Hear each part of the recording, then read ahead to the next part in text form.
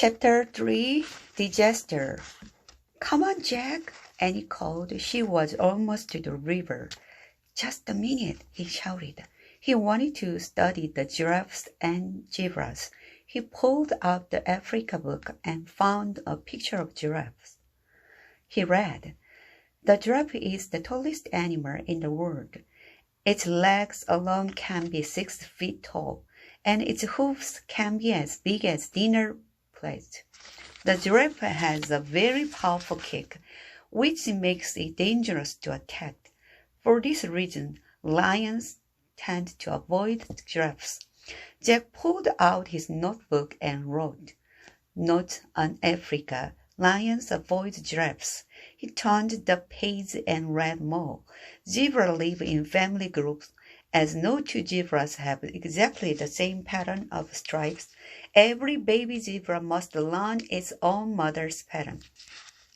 Jack studied the zebras, trying to see their different patterns, but in the hazy afternoon light, all the stripes made him dizzy. He blinked to clear his head, then read more. "Zebras are the first to cross the river because they eat the coarsest grass. After they've thinned down the top layer, the wild beasts arrive and eat the next layer. They prepare the grass for the gazelles who come last." "Wow," thought Jack. "Each animal depends on the one that goes before," he wrote. "Animals all connected." Jack heard Annie shouting from the riverbank, "Jump, beast, jump! You can do it! Don't be afraid! Come on!" He looked up. Annie herself was jumping as she called to the wild beast. Jack sighed. "I'd better stop her before there's trouble," he thought. He put away the Africa book and his notebook.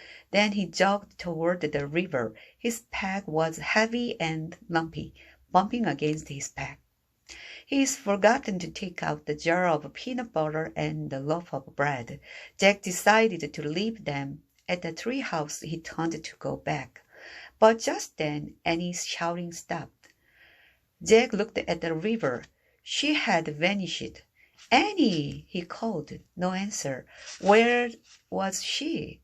"Annie!" Jack shouted. She had completely disappeared. "Oh, man," said Jack. Their trip had barely begun, and already disaster had struck. He forgot about the stuff in his pack. He just ran as fast as he could. He wove his way between the grazing zebras and great giraffes as he raced to the river. "Help!" called Annie. Chapter 4, Mud Bath. Jack looked over the edge of the riverbank. Annie had fallen into a pool of mud near the water. The thick black mud was up to her chest. "I slipped," she said. "It feels like quicksand." Jack threw down his pack and got on his knees. "Be careful," said Annie. "Don't slip too." Jack pointed to a tangle of old tree roots sticking out of the bank. Grab those," he said. Annie reached for the roots. "Too far," she said, breathing hard. "I'm sinking." She was sinking. The mud was up to her neck. "Hold on." Jack looked around wildly. He saw a fallen tree branch near the bank. He raced to it, picked it up, and carried it back to Annie. Only her head and arms stuck out of the mud now. Jack held out the branch. Annie grabbed it. "Hold tight," said Jack. "I'll drag you over to the roots." He started pulling on the branch. "I'm still sinking," Annie wailed. The mud was up to her chin. "Come on," said Jack. "You can do it. I know you can. Try. Just then Jack heard a splash. He looked up. On the other side of the wide river, a wild beast had jumped into the water. Another jumped, then another. They were headed right toward Jack and Annie. "Hold on tight," said Jack. He pulled on the stick again. Annie moved a tiny bit. "Hey, Jack, on the moon it felt like I weighed 10 pounds, said Annie. "And in this mud it feels like I weigh a ton." Concentrate, Annie, said Jack, trying not to slip down the bank. I am. The wild beasts were halfway across, swimming toward them. Many more wild beasts were jumping into the water. It's now or never, said Jack. He took a deep breath. He pulled really hard. Just then a shadow passed over them. Jack looked up. Oh, he said. A huge vulture circled overhead. It thinks you're near the end, said Jack. Oh, get out of here, and he shouted at the vulture. I'm fine.